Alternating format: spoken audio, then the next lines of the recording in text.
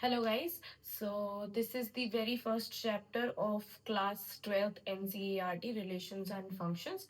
This is the very first part of it. The second part would be coming out soon. So look forward to it and please do like, share and comment if you like the videos, and if you have any doubts or any questions, feel free to drop down in the comments and I'll make sure to answer all of them. Thank you. So relations and functions,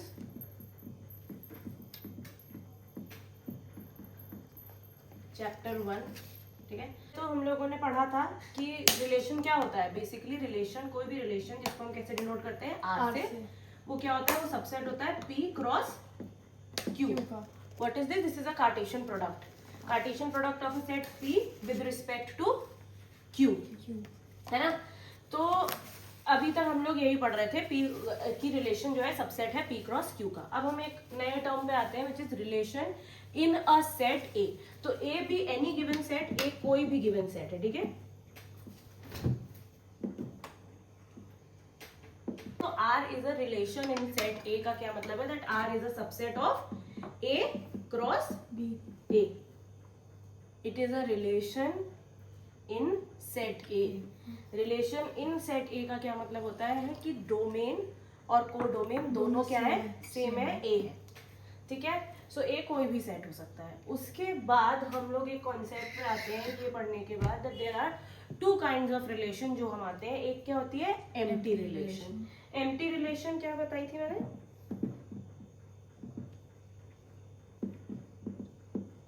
अगर relation क्या हो तुम्हारी, equals to five, that is subset of A cross A. जब relation कैसी होती है, five होती है, किसका सबसेट होती है, ए क्रॉस ए का। तो empty set is a subset of every set, so five is by default a subset of A cross ए। इसके लिए हमने क्या पढ़ा था कि अगर ए सपोज क्या है, ए है 1 2 3, है ना। और हम लोगों ने रिलेशन डिफाइन करते हैं, अगर हम रिलेशन डिफाइन करें कैसी, A comma B such that A minus B is equals to 10, तो ये रिलेशन कैसा डिफाइन होगा? ये तो तुम्हारा सेट बिल्डर फॉर्म में है। रोस्टर फॉर्म में ये कैसा लिखा जाएगा? क्या एलिमेंट्स आएंगे इसमें? इसमें 3 है, 3 माइनस 1 कैसा हुआ, 2। So the highest difference possible is what, 2। जो लार्जेस्ट डिफरेंस है वो कितना है, 2। और a माइनस बी यहाँ कितना होना चाहिए, 10। तो इस वाले रिलेशन में एक्चुअली क्या एलिमेंट्स आएंगे, कुछ नहीं। तो ये कैसा होगा, 5। So this is what, this is an empty relation. On the other hand, अगर मैं एक r dash एक दूसरा relation define करूं कैसा, a comma b such that क्या a minus b is का mod is greater than equals to 0। तो इसमें क्या आएंगे एलिमेंट्स? अगर इसको मैं रोस्टर फॉर्म में लिखूं तो इसमें क्या एलिमेंट्स आएंगे, 1 2 3 है, तो 3 माइनस 1 पॉजिटिव है, 3 माइनस 2 पॉजिटिव है, क्योंकि मॉड है तो every distance is by default greater than equals to 0। तो ये पूरा कैसा हो जाएगा, this will be exactly equals to what, A cross A. तो ये कैसा रिलेशन हो जाएगा, ये हो जाएगा आपका universal relation. What is this called, this is called universal relation.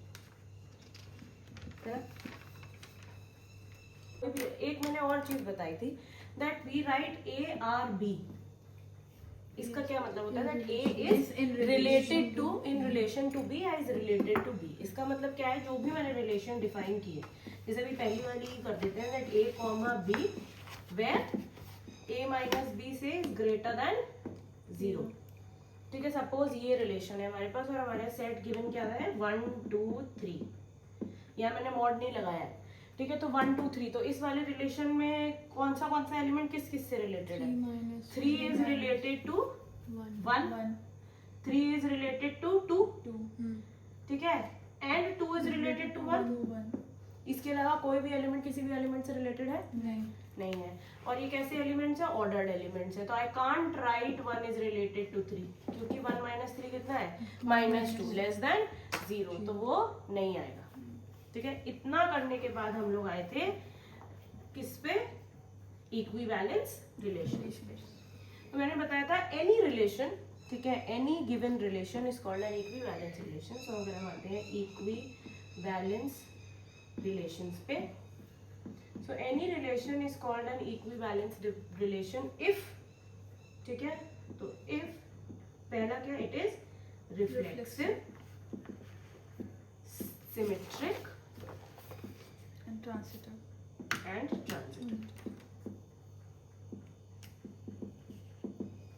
ठीक है, तो अगर हम रिफ्लेक्सिव, सिमेट्रिक और ट्रांजिटिव की बात करते हैं तो सबसे पहले अब ये होते क्या है हमें जानना, राइट। तो what does reflexive mean? Reflexive mean कि अगर सपोज ए में है, हम क्या सेट लेके चल रहे हैं, हमें कैसी इक्विवेलेंस रिलेशन में हम क्या लेके चल रहे हैं, that R is a subset of what, A cross A, that means it is a relation in A, and what is A is any given set, ठीक है। तो फॉर एवरी ए इन ए, ठीक है, if A is related to A, for all A in A, if A is related to A, then such kind of a relation, then R is called reflexive.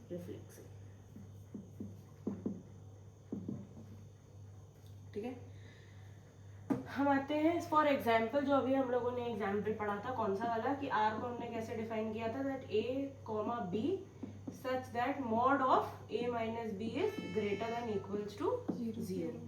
तो इसमें हमारे पास a में क्या क्या elements थे, 1, 2 and 3, right.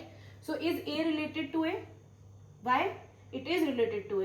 1 is 1 related to 1? Yes. क्यों? क्योंकि 1 minus 1 0, तो it is equals to 0. 2 minus 2 0, 3 minus 3 0. तो ये तीनों के तीनों आएंगे R में, तो ये कैसा है, सॉरी, तो ये कैसा रिलेशन है, रिफ्लेक्सिव रिलेशन है। फिर हम आते हैं सिमेट्रिक रिलेशन। सिमेट्रिक रिलेशन हमसे क्या कहता है, सिमेट्रिक रिलेशन हमसे कहता है that if A is related to B, this will imply what, that B is related to A, ठीक है। Such relation, if this is happening, then R is said to be symmetric, ठीक है। और जो relation symmetric नहीं होते उन्हें हम कैसा कहते हैं, एसिमेट्रिक,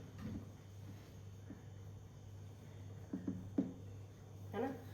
तो हमारे पास क्या आ जाता है कि सिमेट्रिक कब होगा, if A is related to B and B is related to A, तो रिलेशन कैसा होता है, सिमेट्रिक। जैसे ये वाला ही रिलेशन अगर हम फिर से लें, तो जैसे 1,2 R में है, 2,1 भी R में है, अगर 1,3 R में है, तो 3,1 भी R में है, right. On the other hand अगर हमारे पास 2,3 R में है, तो 3,2 भी R में है। तो ये रिलेशन कैसी है, रिफ्लेक्सिव भी है और सिमेट्रिक भी है। What does transitive mean? Transitive says that if A is related to B and B is related to C, this will imply that A is related to C. For all A, B, C belongs to it, ठीक है, capital. तो इसका मतलब क्या है कि अगर एक एलिमेंट दूसरे से बी से ए बी से रिलेटेड है और बी सी से रिलेटेड है, तो क्या होना चाहिए, ए भी सी से रिलेटेड होना चाहिए। इफ दैट हैपेंस, देन हमारे पास क्या होता है, उस रिलेशन को क्या कहते हैं, ट्रांजिटिव। तो क्या 1, 2 से रिलेटेड है इसके सिनेरियो में, है। 2, 3 से रिलेटेड है, है। तो 1, 3 से भी रिलेटेड है। तो ये रिलेशन कैसा है, ये वाला रिलेशन कैसा है, रिफ्लेक्सिव भी है, सिमेट्रिक भी है, ट्रांजिटिव भी है, और हेंस ये कैसा है, एक इक्विवेलेंस रिलेशन है। Make sense? ये वाला रिलेशन कैसा रिलेशन है, एक इक्विवेलेंस रिलेशन है।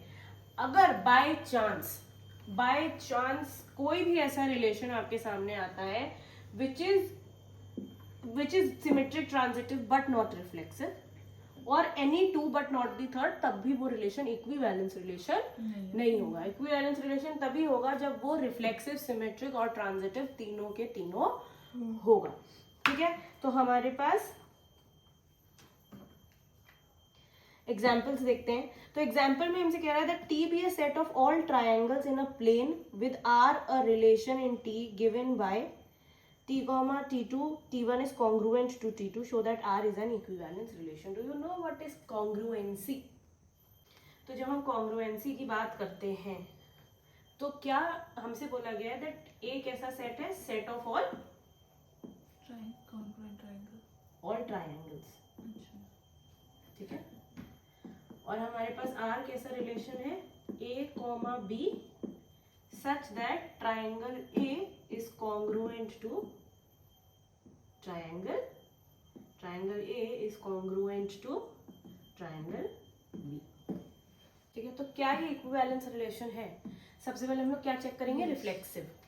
रिफ्लेक्सिव होने के लिए क्या ए के कॉन्ग्रुएंट होता है? Yes. होता है. अगर ए बी के कॉन्ग्रुएंट है तो क्या बी ए के कॉन्ग्रुएंट है? Yes. है. अगर ए बी के कॉन्ग्रुएंट है, A is congruent to B and B is congruent to C, ठीक है, A is also congruent. then A is congruent to C. We can write it like this because this in this case scenario it is congruency. But if B is congruent to C, this will imply that A is congruent to C. C. Therefore, this is an Therefore, this is an equivalence relation. ठीक है.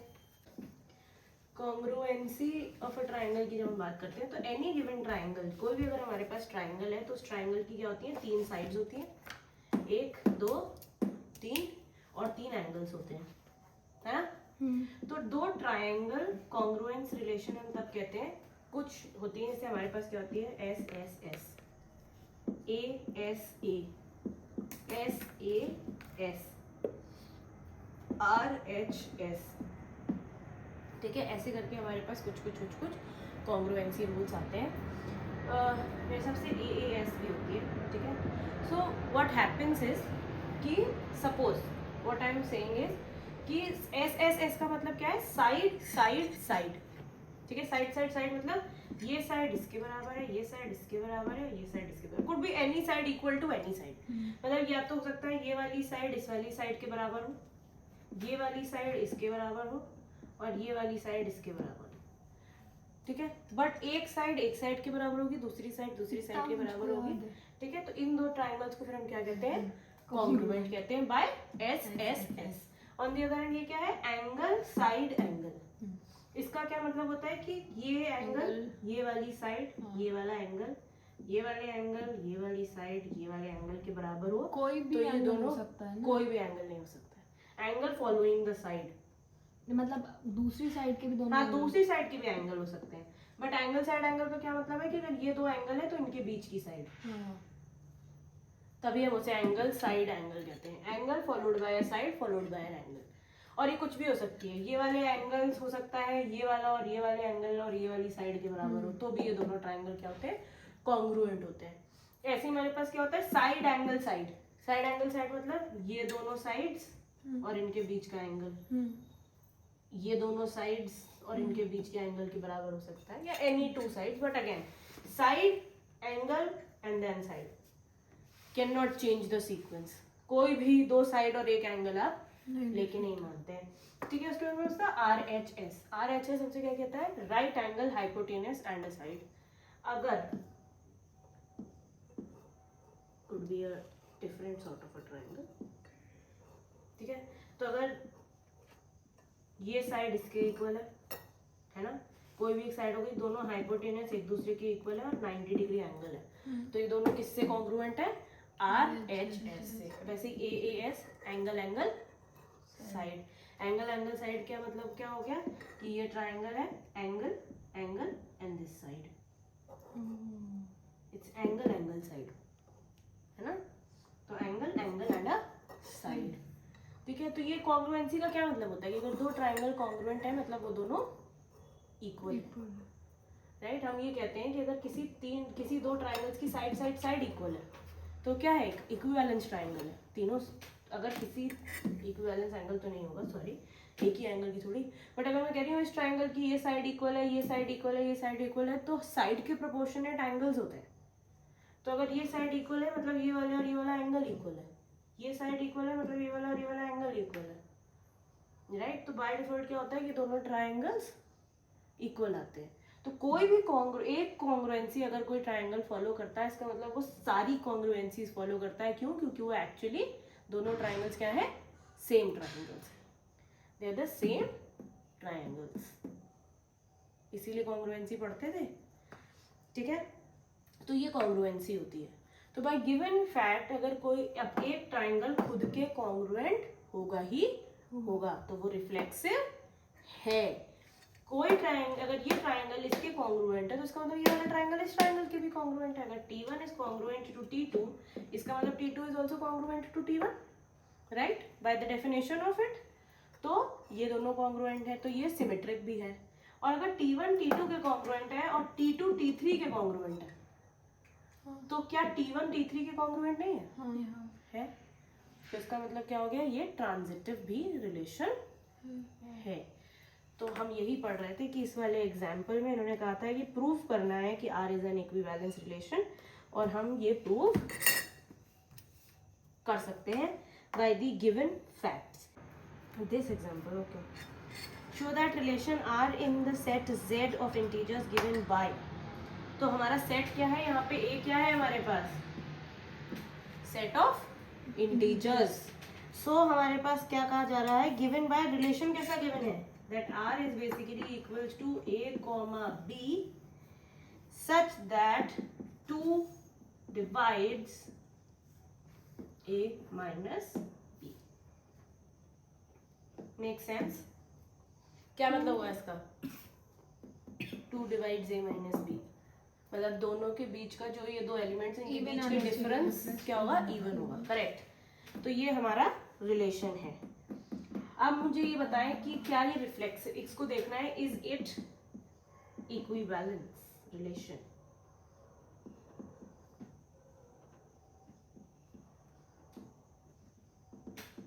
The question is it N equivalence relation? बताएं। मेरा question ये है हाँ। कि A minus B और भी अगर आए, सो 2 to डिवाइड कर लेते हैं ऑड नंबर को भी।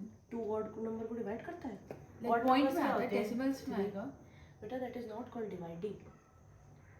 What do you call a Fully number divide dividing? मतलब फुली without कुछ addition। डिवाइड नहीं होता। डिवाइड्स का मतलब ये होता है कि तुम्हारे पास जो एंड रिजल्ट आएगा वो कैसा आएगा, एक नंबर आएगा, एक इंटीजर आएगा, राइट।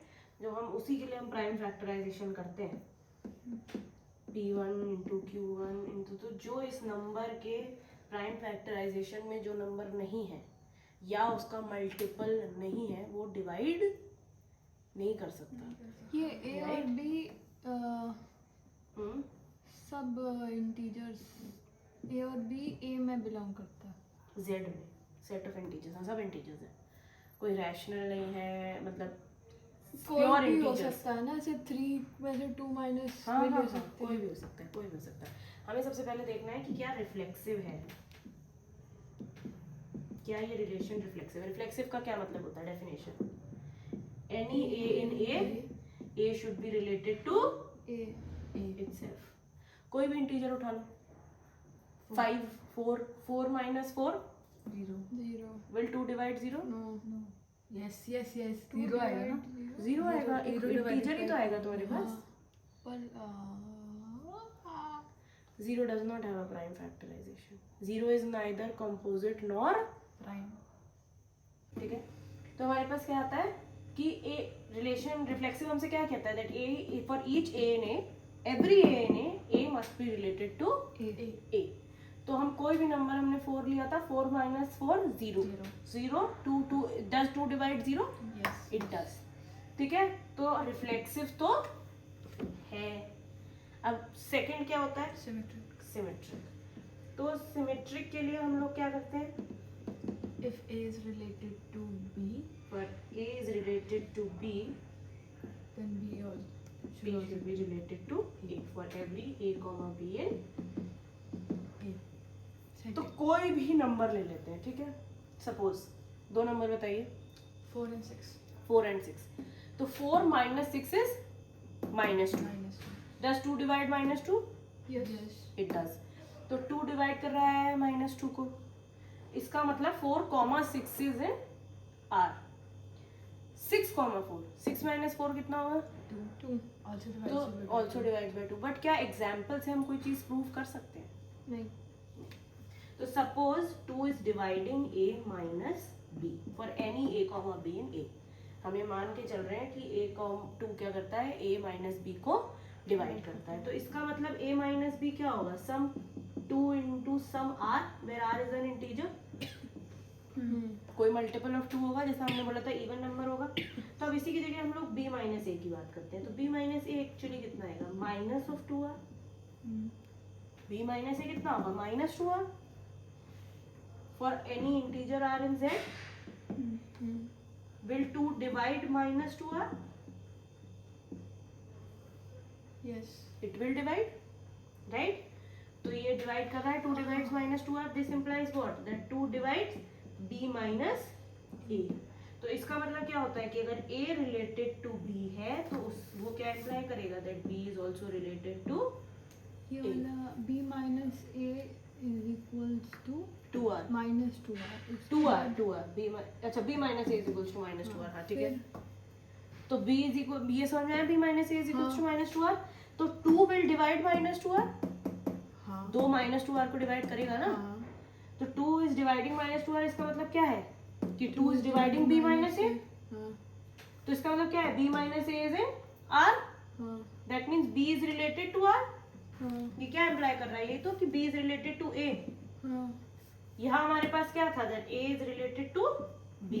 तभी तो हम ये कह पा रहे थे कि 2 डिवाइड कर रहा है a माइनस b को। ये b माइनस a ये क्यों ये इम्प्लाई इसलिए कर रहा है क्योंकि b माइनस a 2 को डिवाइड कर रहा है, 2 b माइनस a को डिवाइड कर रहा है। तो ये b अगर 2 is dividing b minus a, तो इसका मतलब b कॉमा a r में नहीं है। यही तो डेफिनेशन है। हमने इनिशियली क्या लिया था कि a कॉमा b r में है। हमने लिया था that a comma b is in r। तो उसी से आया था ना that 2 will divide a minus b। ठीक, कि क्या मतलब होता है इसका कि a कॉमा b अगर r में है तो ये इम्प्लाई करेगा कि b कॉमा a भी r में होगा। So that means if a is related to b, this will imply that b is related to a। तो क्या ये सिमेट्रिक है? Yes. सिमेट्रिक है। So हम लोग रिलेशन क्या थी हमारी? that a comma b, a क्या था हमारा? Integers. a comma b such that 2 divides a minus b। a minus b। तो हम लोगों ने चेक किया कि ये रिफ्लेक्सिव है, सिमेट्रिक है। अब हमें क्या चेक करना है कि क्या ये ट्रांजिटिव है। क्यों है?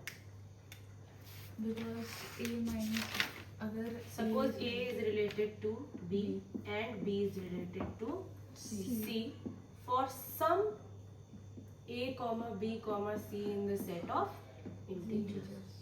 ठीक है, सपोज ऐसा हो रहा है। What is the next thing that you do? then a is also related to c। How?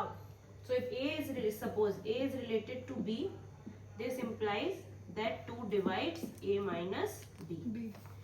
This implies that there exists an r in z such that a minus b can be written as 2r। ठीक है? And what we are saying is that b is related to c। This implies that 2 is dividing b minus c, and this implies there exists an s in the set of integers such that b minus c is equals to 2c। ठीक है? So अब हमारे पास क्या आता है? Now what we talk about is a minus c। अगर 2 इसे divide करता है तो we have it, अगर नहीं करता है तो it is not transitive। So what is a minus c? Can a minus c be written as a minus b minus of b minus c? Yes. We can write this। What is this? This is 2r। What is this? This is 2s। तो इसको हम लिख सकते हैं 2r minus s। अगर r belongs अगर r integer है and s is also an integer, तो क्या r minus s भी एक इंटीजर है? Yes.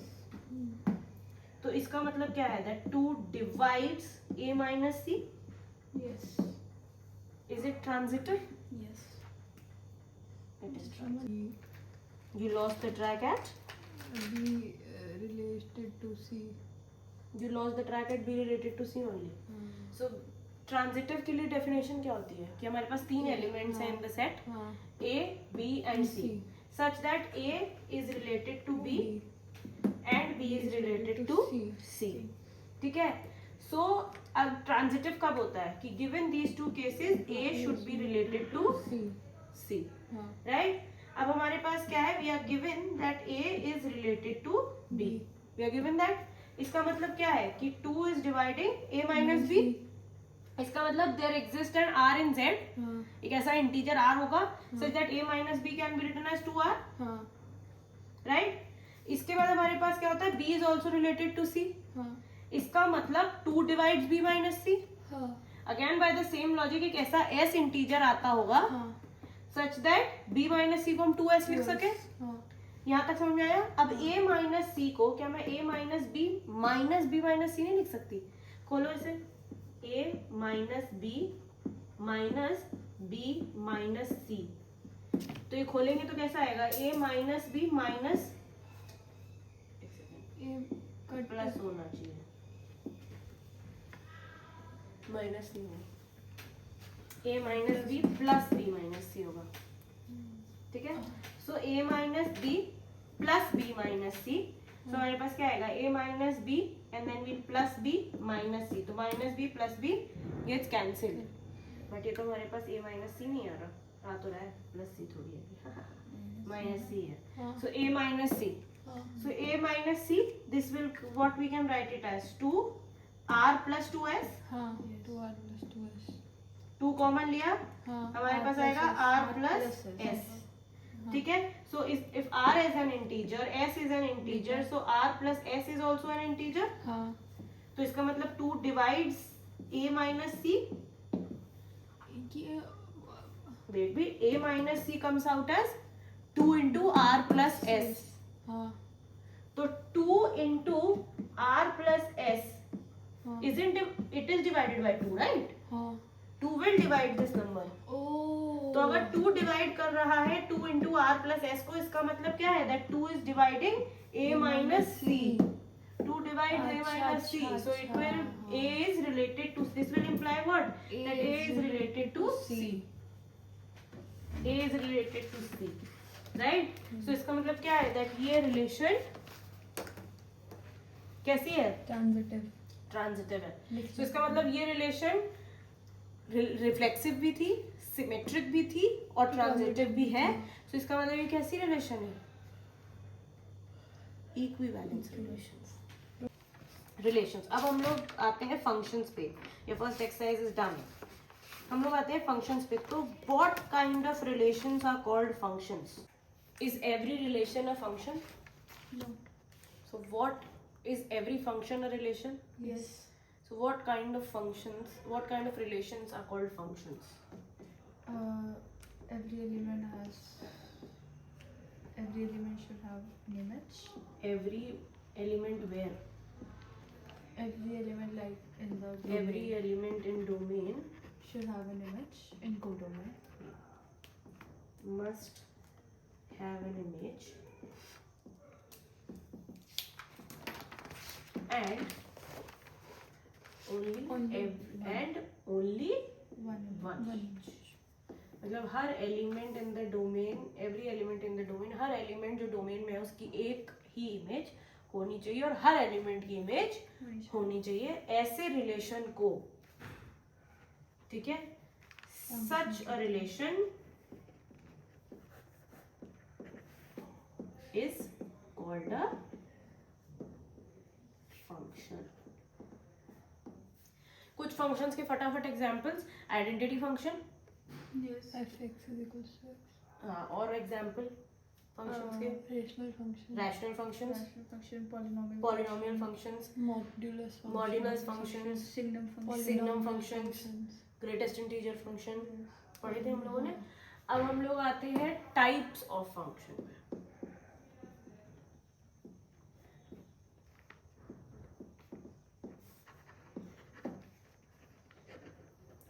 Two kinds of functions that we talk about is, first 1 1. Second on 2. 1 1 is also called injective. 1 1 is also called Injective. on 2 is also called surjective. And a function that is both 1 1 and on 2 is called a bijective Function. function.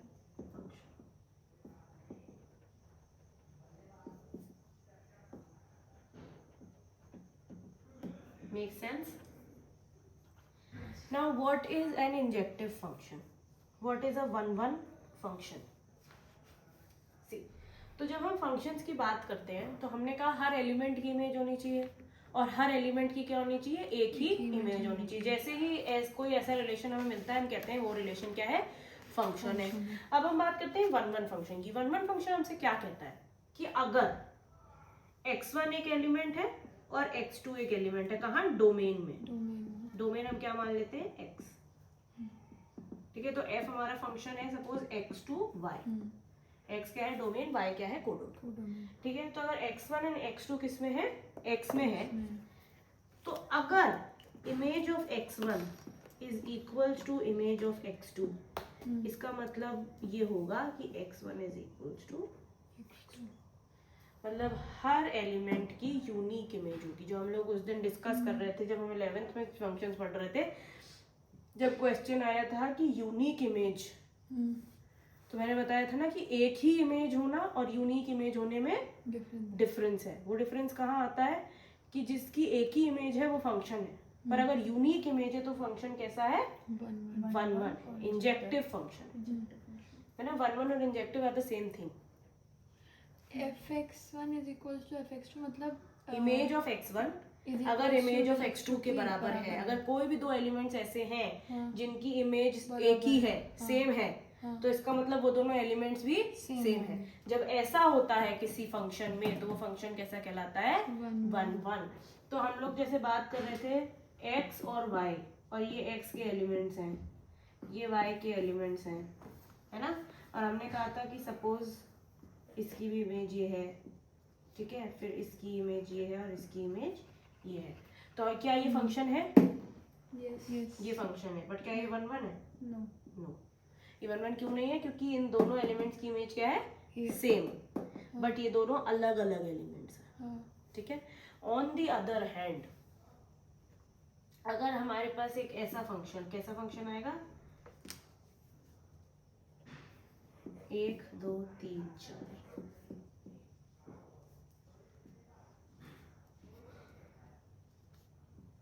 क्या ये function है 1 1 injective है, क्या ये function. सबसे पहले तुम देखेंगे फंक्शन है कि नहीं है. तो क्या हर एलिमेंट की इमेज है, yes. क्या हर एलिमेंट की एक ही इमेज है, yes. फंक्शन है. क्या हर एलिमेंट की यूनिक इमेज है, yes. yes. तो ये कैसा फंक्शन है, अभी तो ठीक है. अगर कोई फंक्शन 1 1 नहीं है तो उसको फिर हम क्या कहते हैं, मैनी वन. क्या कहते हैं, मैनी वन. तो ये किस तरीके का फंक्शन है, मैनी वन तरीके का. ठीक है. अब हम आते हैं ऑन टू फंक्शंस पे. सो हमने एक कॉन्सेप्ट, बहुत बढ़िया कॉन्सेप्ट पढ़ा था कॉन्सेप्ट को डोमेन एंड रेंज. एलिमेंट्स होते हैं उनकी प्री इमेजेस होती है.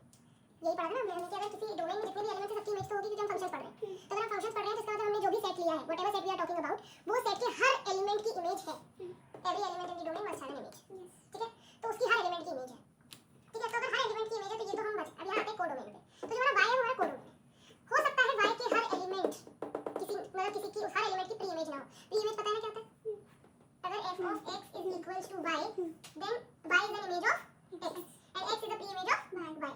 ठीक है. तो हर एलिमेंट की प्री इमेज हो ऐसा जरूरी नहीं है इन द कोडोमेन. जिन जिन एलिमेंट्स की प्री इमेज होती है वो सारे एक सेट बनाते हैं अलग से, जिसको हम कहते हैं रेंज. तो रेंज में जितने भी एलिमेंट्स होते हैं सबकी क्या होती है, प्री इमेज होती है. ऑन टू फंक्शंस क्या होते हैं, ऑन टू फंक्शंस बेसिकली हमसे कहते हैं that codomain is equals to range हो जाता है बेसिकली. मतलब कि every element in the codomain y, तो अगर y हमारा क्या है, कोडोमेन है, तो for every y in y, for every, ये क्या साइन का क्या मतलब है, so for every y in y there exists an x in x such that f of x is equals to y. इस बात का क्या मतलब हुआ कि कोडोमेन में जितने भी एलिमेंट्स हैं, कोई भी एलिमेंट उठाओगे, एक x ऐसा तुम्हें डोमेन में मिल जाएगा जिसकी वो इमेज होगा, या हर y की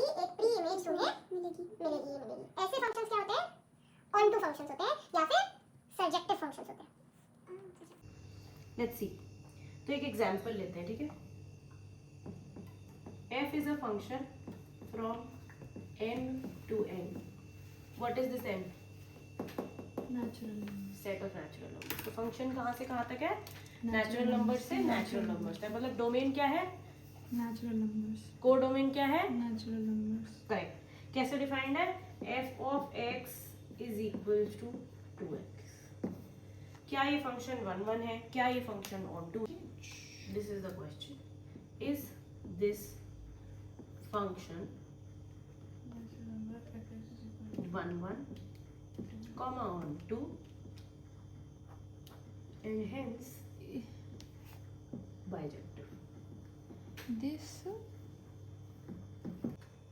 पहली बात तो सेट ऑफ नेचुरल नंबर्स क्या होते हैं? 1 2 3 dot dot dot dot infinity. ठीक है। तो ये सेट ऑफ नेचुरल नंबर्स है। हमसे कहा जा रहा है कि 1 1 है, onto नहीं है, तो क्या बाइजेक्टिव है? नो 1 1 onto तो ना होना चाहिए बाइजेक्टिव के लिए, तो बाइजेक्टिव भी नहीं है। तो onto क्यों नहीं है? What is the example that we'll have for onto? Let's see. So सबसे पहले हम लोग 1 1 ही चेक कर लेते हैं। 1 1 हमसे क्या कहता है? That if f of x1 is equals to f of x2 then x1 is equals to x2. ठीक है। सो f of x1 कितना है? 2x1। f of x कितना है? 2x। तो इसका मतलब f of x1 कितना है? 2x1। और f of x2 कितना है? 2x2 f of x1 is equals to f of x2 क्या इम्प्लाई कर रहा है? कि That 2x1 is equals to 2x2। हाँ। तो 2 से 2 कट सकता है। इसका मतलब क्या है? That x1 is equals to x2। हाँ। तो इसका मतलब क्या हो रहा है कि f of x1 is equals to f of x2 ये क्या इम्प्लाई कर रहा है? That x1 is equals to x2 x2। तो क्या ये फंक्शन 1 1 है? है? Yes yes yes Implies this function is 1 1। ठीक है। अब हम आते हैं onto पे। क्या ये फंक्शन onto है? जवाब आया था नहीं। फॉर एग्जाम्पल कुछ नहीं आया था। तो कोडोमेन क्या है इसका? पूरा सेट ऑफ नेचुरल नंबर्स। पर इसका क्या कहते हैं, रेंज क्या है? 1 है। 1 किस पे जा रहा है? 2 पे। पॉजिटिव सारे पॉजिटिव। बेटा natural numbers are all positive. 3 3 is not positive. How is 3 तो ऑड होता है ना। Oh odd sorry even natural numbers. तो हमारे पास क्या है? इसकी रेंज क्या है? 2n। हाँ इवन नेचुरल नंबर्स। तो इसका मतलब जितने भी ऑड नेचुरल नंबर्स हैं, 1 हो गया, 3 हो गया, 5 हो गया, वो सारे कैसे हैं? उनकी कोई प्री इमेज नहीं है। तो कोई भी ऑड नंबर ले लो, 5 which is in natural numbers. 5 is in natural numbers. तो अगर हमारा कोई ऐसा x है जो किसमें है? नेचुरल नंबर्स में है, सच that f of x is equals to 5, इसका क्या मतलब होगा? 2x is equals to 5। इसका क्या मतलब होगा? x is equals to 5/2। Is 5/2 a natural number? No So it is not a natural number। तो डोमेन में x नहीं है। तो अगर x डोमेन में नहीं है, मतलब for a y in n, for a y in the codomain, there does not exist any x in the domain such that x is a pre-image of 5। 5 की कोई प्री इमेज नहीं है। In short कोई भी odd number ले लो, उसकी कोई pre image नहीं है। तो क्या ये फंक्शन onto है? ये फंक्शन onto नहीं है। तो ये फंक्शन onto नहीं है, ये फंक्शन 1 1 है। और क्योंकि ये onto नहीं है, इसलिए ये फंक्शन कैसा नहीं है? बाइजेक्टिव भी नहीं है। अभी तक हमने क्या देखा? किन किन एलिमेंट्स की प्री इमेज नहीं थी? ऑड ऑड नंबर्स की। और उनकी प्री इमेज कैसी आ रही थी? 5/2, 3/2 टाइप की इमेज आएगी। वो सब क्या है? रैशनल नंबर्स है। तो क्या मैं रैशनल नंबर्स इंक्लूड कर दूं तो क्या वो फंक्शन बाइजेक्टिव हो जाएगा? अगर मैं ये फंक्शन n to n की बजाय q to q ले जाऊंगी, that is rational numbers to rational numbers, so क्या ये फंक्शन बाइजेक्टिव हो जाएगा? Yes yes. What do you say? हाँ भाई वो तो हम देख चुके हैं। क्या ये onto हो जाएगा? क्या हर एलिमेंट इन Q की प्री इमेज आ जाएगी तुम्हारे पास? कोई भी एलिमेंट है p by q फॉर्म का such that q is not equals to 0 से, ठीक है। तो ये तुम्हारा q में है, तो इसका मतलब एक ऐसा तुम लोग कह रहे हो x एग्जिस्ट करेगा such that 2x is equals to p by q and hence x is equals to p by 2q. Since q is not equals to 0, therefore 2q is also not equals to 0 and hence this number is a rational number. So for every number in q, there will exist an x. For every y in q, there will exist an x in q, such that f of x is equals to, right? तो हम लिख सकते हैं ना that for every y in q, there exists an x in q, such that x कैसा है y by 2 form का है। तो अगर y एक रैशनल नंबर है तो y by 2 भी तो एक रैशनल नंबर है कि नहीं है? तो y by 2 भी एक रैशनल नंबर है। y by 2 भी अगर एक रैशनल नंबर है तो हमारे पास क्या आ जाता है फिर? y x is of the form y by 2, तो 2 into y by 2 कितना आएगा? y। तो हर y in q के लिए हमारे पास एक प्री इमेज है। Hence this function becomes 1 1 and onto and hence bijective. तो ये फंक्शन अगर हम n by n को छोड़ के q by q लेके जाएं या real numbers to real numbers लेके जाएं, ये फंक्शन कैसा आ जाएगा? बाइजेक्टिव। क्यों? क्योंकि for every y in r, अगर y एक रियल नंबर है तो y by 2 भी एक रियल नंबर होगा। z टू z जाने पे ये फंक्शन ऑन टू होगा?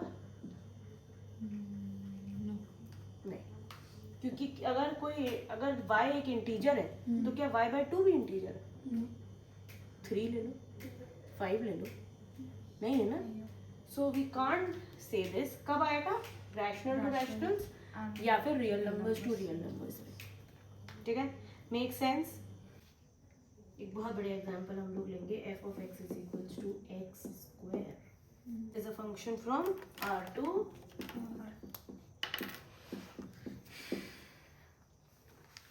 ये 1 1 होगा। Suppose say x1 square is equals to x2 square for some x1 comma x2 in r। तो क्या x1 square is equals to x2 square का मतलब होता है x1 is equals to x2?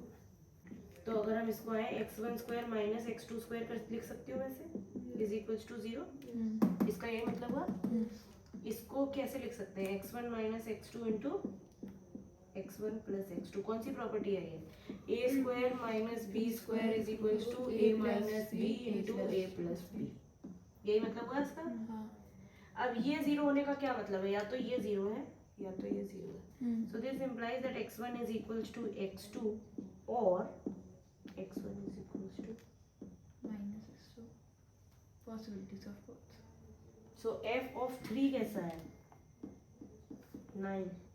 f of minus 3 कैसा है? Also 9. But क्या इसका मतलब ये है that 3 is equals to minus 3? No. Is it 1 1? No. No, not 1 1। हमारा क्या कहते हैं ऑन टू की डेफिनेशन क्या कहती है कि for every element in are, कोई भी एलिमेंट आर में उठाएं उसकी एक प्री इमेज होनी चाहिए। तो हम डोमेन से एलिमेंट क्यों उठा रहे हैं? हम तो को डोमेन से कोई भी एलिमेंट उठाएंगे ना। अगर हमें काउंटर एग्जांपल देना है तो हम एक ऐसा को डोमेन से एलिमेंट उठाएंगे जिसकी प्री इमेज हमें नहीं मिलेगी। तो को डोमेन में आप मुझे कोई एक ऐसा एलिमेंट बताइए जिसकी प्री इमेज नहीं होगी, मतलब जिसका स्क्वायर रूट एग्जिस्ट नहीं करता होगा। अगर मैं कह रही हूँ कि को डोमेन में एलिमेंट है, मतलब अगर element is in your this thing को domain but it is not in range, 12. इसका मतलब एलिमेंट कैसा है? Element is not equals to some x square where x is in R. यही तो मतलब हुआ। a is not equals to x for some x square in r। 12. इसका मतलब क्या है? that there does not exist an x in r so that a can be written as x square, as simple as that। so मतलब x कैसा दिखेगा? Root a की तरीके से। मतलब root of a is not possible। जैसे 12 का root possible नहीं है। Root 12 is not a real number। But उसका रूट तो नहीं होता ना। एक root 5 sorry root 5 is not a real number. What are you guys उसका- टॉकिंग अबाउट? तो उसका वो तो दीज आर नॉट रैशनल्स, ये सब इरैशनल्स हैं. बट रियल नंबर्स तो है ना, रैशनल्स नहीं है, क्योंकि इनका जो तुम जब इसको रैशनल में लिखती हो तो इनके जो डेसिमल के बाद पॉइंट्स आते हैं वो non recurring and non terminating होते हैं, इसलिए ये इरैशनल्स होते हैं ऐसे नंबर्स. बट रियल तो होते ही हैं, क्योंकि रैशनल्स हो या इरैशनल्स हो, पार्ट ऑफ रियल नंबर ही है. They all belongs to real subset of real numbers. वो नहीं है. You take -9. -9 रियल नंबर्स में आएगा? नहीं रियल नंबर नहीं है -9. है तो नहीं क्यों क्या दिया? तो आपने क्यों कहा -9 रियल नंबर है. हाँ बट क्या इसकी कोई प्री इमेज है, कोई ऐसा नंबर है जिसका स्क्वायर -9 हो? जिसका Squares are always positive. Why? Because -9 is not a real number. Root of -9. तो ये अगर रूट ऑफ -9 R में बिलोंग ही नहीं करता तो इसकी कोई प्री इमेज है ही नहीं. कभी कोई ऐसा x है ही नहीं जिसका स्क्वायर -9 हो. यहाँ there does not exist an x such that a is equals to x square. तो जितने भी नेगेटिव नंबर है -1, -2, -3 के सबके स्क्वायर रूट्स पॉसिबल नहीं है. तो इसकी रेंज कैसी हो जाएगी? Positive real numbers only, 0 and positive real numbers. समझ में आ रही है बात? तो ये फंक्शन ऑन टू भी नहीं है. तो मैंने कहा हमारा फंक्शन कैसा है, फ्रॉम R टू R है, सच that f of x is equals to x square. ठीक है. अब मेरा ऑन टू की डेफिनेशन क्या कहती है, that for every y in R, क्योंकि यहाँ पे मेरा कोडोमेन कैसा है, real numbers, there must exist an x in R such that f of x is equals to y. है ना? So for every y in R, there must exist an x in R such that f of x is equals to y. इसका क्या है, यहाँ f of x क्या है, x square. This implies that x square is equals to y. तो इसको मैं ये भी लिख सकती हूँ कि x कैसा दिखेगा, इसका मतलब x is equals to root y. So इसका मतलब क्या है, that for all y in R there exists root y in R. इसको शॉर्ट फॉर्म में मैं ऐसा लिख सकती हूँ कि फिर हर रियल नंबर का रूट एग्जिस्ट कर रहा है. अगर हर रियल नंबर का रूट एग्जिस्ट कर रहा होगा तभी वो ऑन टू होगा. ठीक है.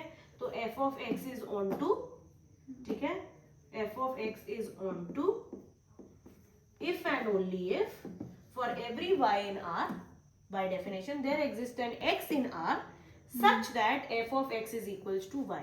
f of x is equals to y का क्या मतलब है, x square is equals to y, क्योंकि f of x कितना है, x square के बराबर. इसका क्या मतलब है, that x is equals to root y. तो इस डेफिनेशन से क्या आता है, this implies that for every y in R there exists root y in R.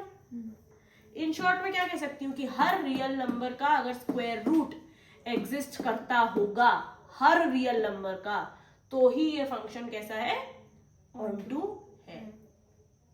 इतना समझ में है? ठीक है. तो क्या हर नंबर का रूट एग्जिस्ट करता है, इज द क्वेश्चन. नहीं करता है. क्यों? क्योंकि -9 हो गया जो हमने लिया था, -3, -2, -6, एनी नेगेटिव नंबर, ये सब रियल नंबर्स हैं. सारे नेगेटिव नंबर्स रियल नंबर्स है, पर क्या इनके रूट्स रियल नंबर्स है? नहीं. रूट ऑफ -9 रियल नंबर नहीं है, रूट ऑफ -3 रियल नंबर नहीं है. ऐसा कोई भी, इन सब के रूट्स क्या है, रियल नंबर्स नहीं है.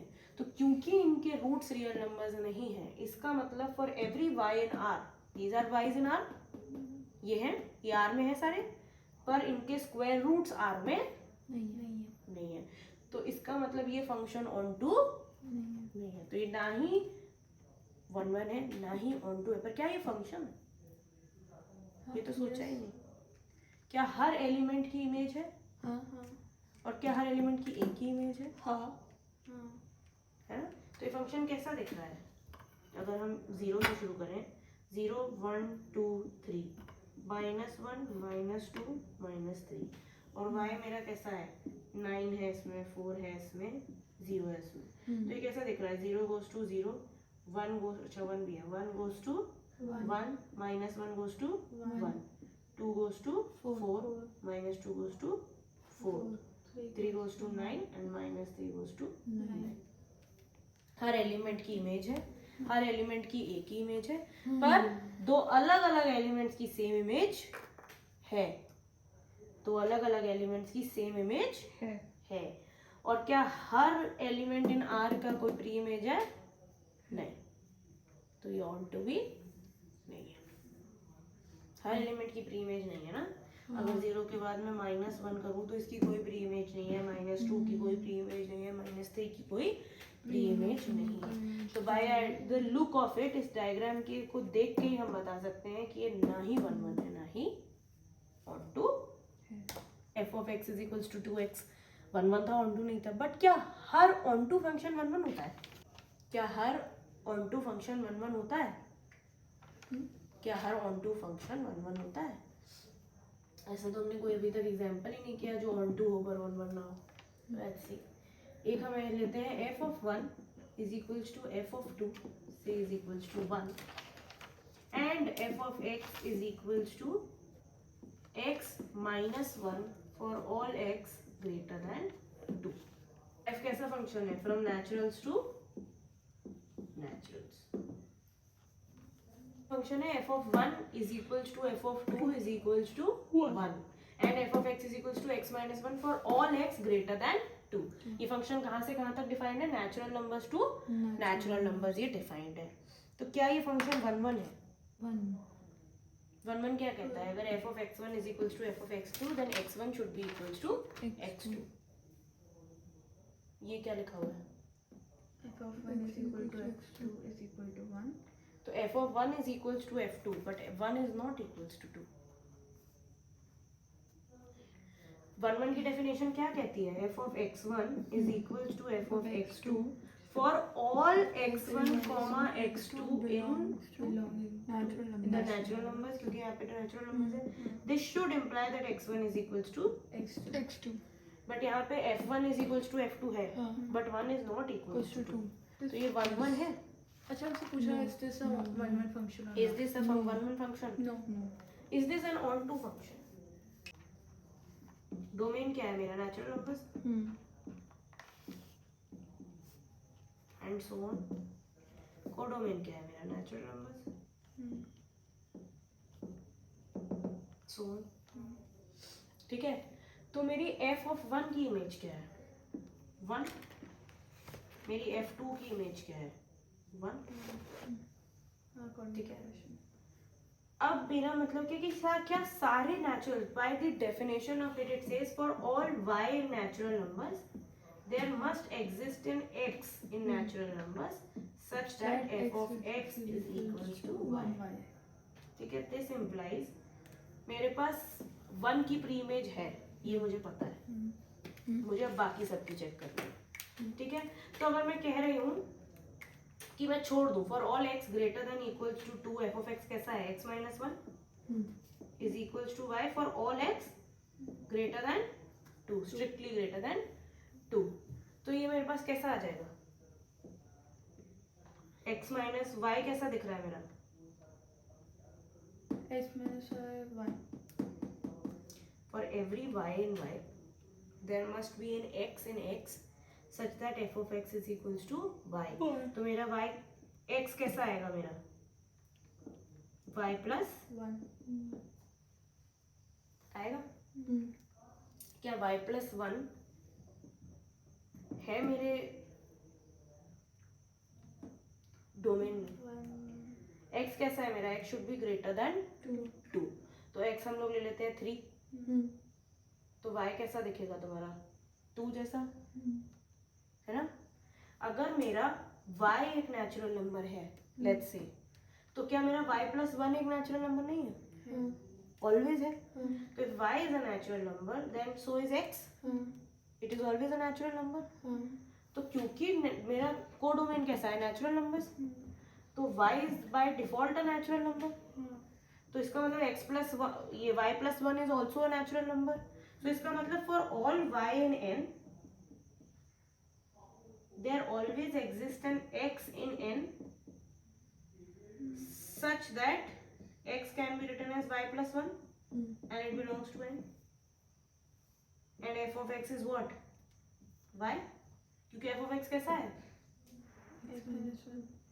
x minus 1 कितना आएगा? y. तो मतलब हमारे पास हर y के लिए एक x हमेशा है such that f of x is equals to y. वो तो कोई प्रॉब्लम ही नहीं है, ठीक है. तो मतलब ऑन टू तो ये फंक्शन है.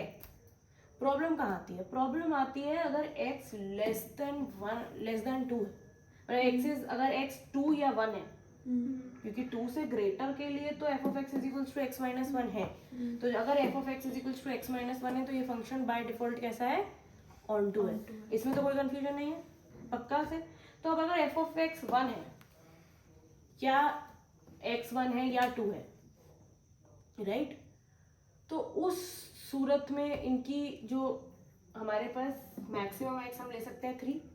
तो जब हम 3 ले रहे हैं तो इसकी इमेज क्या आ रही है? 3 minus 1 2 आ रही है. तो मतलब 2 से 2 की प्री इमेज है और उसके बाद सारे नंबर्स की प्री इमेज है. बट हमारे नेचुरल सेट में तो 1 भी है. By the very definition of it 2 से लेके बाकी जितने भी नंबर हैं सबकी प्री इमेज है. 1 की प्री इमेज है. Is that question? That is the question. हमने f of x की डेफिनेशन लगाई और हमने ये देख लिया कि हर इस वाले फंक्शन के लिए अगर इसको छुपा दें तो अगर ये फंक्शन है तो it is a onto है. अगर ऐसा फंक्शन होता तो this is by default onto. But इसमें क्या कंडीशन है? That x should be greater than 2. So as soon as x is equals to 2 या इक्वल्स टू 1, उस सूरत हाल में क्या होता है? मतलब x 3 हो सकता है हमारा, 4 हो सकता है, 5 हो सकता है, कुछ भी हो सकता है. तो 3 ले लेते हैं तो 3 minus 1 2. तो 2 की तो प्री इमेज है, बट क्योंकि x कभी 2 नहीं हो सकता तो 2 minus 1 1 आता है. तो 1 की प्री इमेज तो इस फंक्शन के हिसाब से नहीं. तो क्या 1 तो ये फंक्शन फिर ऑन टू है? 1 की प्री इमेज कैसे नहीं? x तो ग्रेटर देन 2 है. तो x सबसे बड़ा सबसे छोटा x क्या पॉसिबल है? 3. 3 minus 1 कितना होता है? 2. तो 2 की प्री इमेज है. 1 की नहीं है लेकिन 2 की प्री इमेज क्या है? 3. लेकिन फिर एक सेकेंड. 2 की प्री इमेज क्या है? 3. 3 की क्या है? 4 की क्या है? 5. सबकी है. 1 की प्री इमेज. लेकिन फिर डोमेन में भी तो डोमेन में नेचुरल नंबर्स है. डोमेन में तो नेचुरल नंबर है. 1 की प्री इमेज नहीं है तो फिर ये है. तो 1 की प्री इमेज 1 और 2. वो तो फंक्शन तो ये सेम ही है बेटा. फंक्शन तो ये नेचुरल नंबर्स पे डिफाइंड है. What is this function? This function is at 1 and 2 it is 1. बाकी सबके लिए ये कैसा है? पर इसी में कंडीशन है ना, सिर्फ x जब 2 से बड़ा होगा तब. हाँ, इस वाले पार्ट में that f of x is equals to x minus 1 for all x greater than 2. But f function तो पूरा ये है ना. तो f1 की ये 1 इमेज है किसकी? 1 और 2 की. तो 1 की प्री इमेजेस हैं तो 1 और 2. तो सारे नंबर्स की प्री इमेज है. तो ये फंक्शन ऑन टू है. समझ में आ रही है बात? ये फंक्शन ऑन टू है बट ये फंक्शन 1 1 नहीं है. अब कहो कि हम ये डायरेक्ट भी तो लिख सकते थे that f of x is equals to x minus 1. ये अपने आप ही ऑन टू हो जाता. मुझे ये करने की क्या जरूरत थी? बिकॉज क्या वो बताना ये फंक्शन की प्री इमेज के लिए मैं ये फंक्शन ऐसे भी तो ले सकती थी. f of x is equals to x minus 1 f from natural numbers to natural numbers. क्या प्रॉब्लम थी? सबसे पहला तो मुझे एक एग्जांपल लेना था such that a function is not 1 1 but onto. तो जब मैं ये फंक्शन ऐसा लेती तो ये कैसा हो जाता? 1 1 हो जाता. क्योंकि 1 1 क्यों नहीं था? क्योंकि f of 1 is equals to f of 2 था but f1 is not equals to 2 था. बट अगर मैं यही फंक्शन ले लेती तो ये मेरे से क्या कहता कि x1 minus 1 is equals to x2 minus 1. 1 1 cancel. इसका मतलब क्या हो जाता? x1 is equals to x2. और ये फंक्शन ऑटोमेटिकली कैसा हो जाता? 1 1 भी हो जाता. पहला. दूसरी चीज क्या कहती कि x क्योंकि नेचुरल नंबर से जा रहा है तो x 1 भी हो सकता है. और जैसे ही मैं f of x is equals to 1 डालती, x इज इक्वल्स टू 1 डालती, इमेज क्या आती?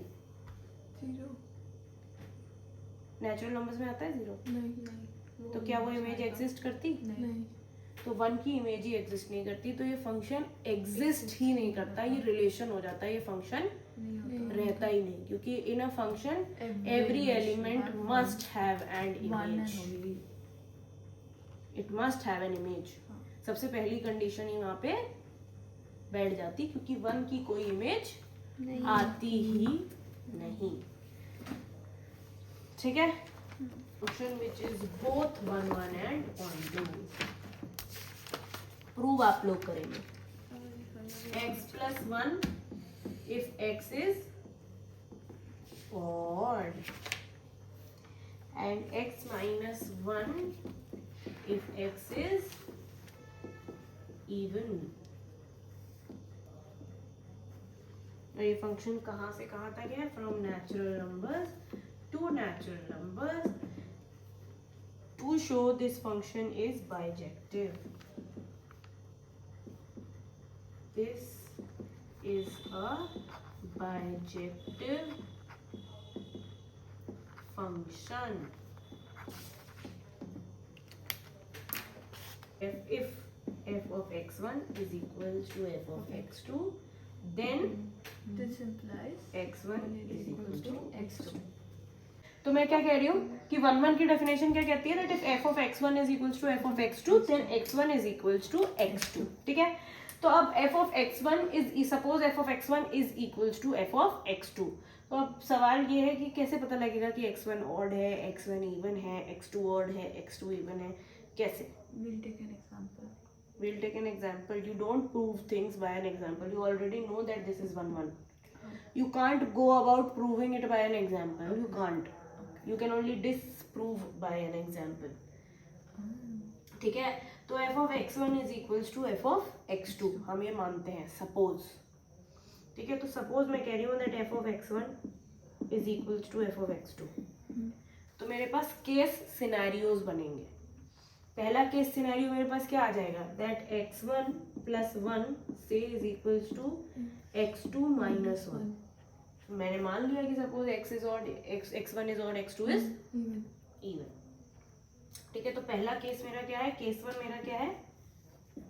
x1 is odd and x2 is Even। ठीक है, केस 1। तो इस केस सिनेरियो में मेरे पास क्या आ रहा है? x1 माइनस x2, या फिर उल्टा ले लेते हैं,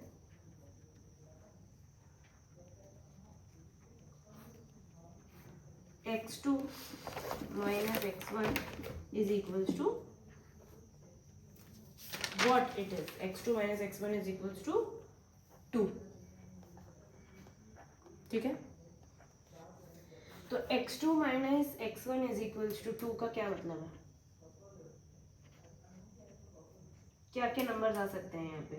सब इवन नंबर, सब नेचुरल नंबर्स हैं। 6 minus 4।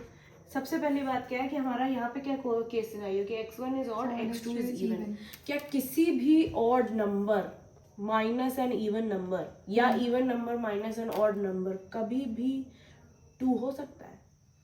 क्या difference between an even number and an odd number be even? हाँ, yes। Example, 5 minus 3। बेटा एक ऑड है, दूसरा इवन है। Sorry, it is always odd। It is always odd.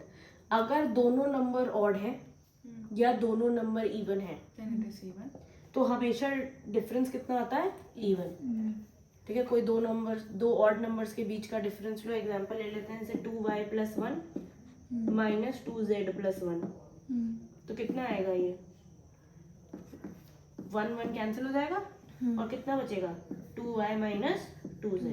तो 2y minus z, ये हमेशा इवन है। अगर किन्हीं भी दो इवन नंबर के बीच का डिफरेंस लोगे 2y minus 2z, तो वो भी कैसा आता है? हमेशा इवन आता है। बट कभी भी किसी odd number 2y plus 1 minus 2z, एक ऑड नंबर और एक इवन नंबर के बीच का डिफरेंस कभी भी इवन नहीं आता, हमेशा क्या आता है? ऑड आता है। तो क्या ये पॉसिबल है कि x2 ऑड है या x1 ऑड है, एक इवन है एक ऑड है? क्या ये उस केस सिनेरियो में क्या बता रहा है? That x2 minus x1 should be equals to 2। Is that possible? तो ये केस क्या हो जाता है? खारिज, मतलब that is not possible. So इससे, इस केस से हमें क्या पता लगता है कि अगर f of x1 is equals to f of x2, then either both of them are odd or both of them are even. अगर both of them odd है, if f of x1 is equals to f of x2, तो मेरे पास क्या आएगा? इसका मतलब क्या है? either मैं केस 1 ले लूं odd, अगर दोनों odd है तो मेरे पास क्या हो जाएगा? x1, इसका मतलब क्या होगा? x1 plus 1 is equals to x2 plus 1, और ये क्या इम्प्लाई करेगा? That x1 is equals to x2। ठीक है। और केस 2 अगर मेरे पास आता है जो मुझसे कहता है कि इवन, ठीक है, तो इसका मतलब क्या होगा? That f of x1 is equals to f of x2, this will imply that x2 minus 1 is equals to x1 minus 1। Minus one gets cancelled, ठीक है, तो माइनस वन गेट्स कैंसिल्ड, और हमारे पास क्या आता है? इसका मतलब that x1 is equals to x2। तो जिस भी केस सिनेरियो में f of x1 is equals to f of x2 है, जिस भी केस सिनेरियो में f of x1 is equals to f of x2 है, उस केस सिनेरियो में क्या आ रहा है? x1 is also equals to x2। This implies f is 1 1। ये डेफिनेशन थी कि अगर f of x1 is equals to x2 then x1 should be equals to x2। पहले हम लोग ने देख लिया कि अगर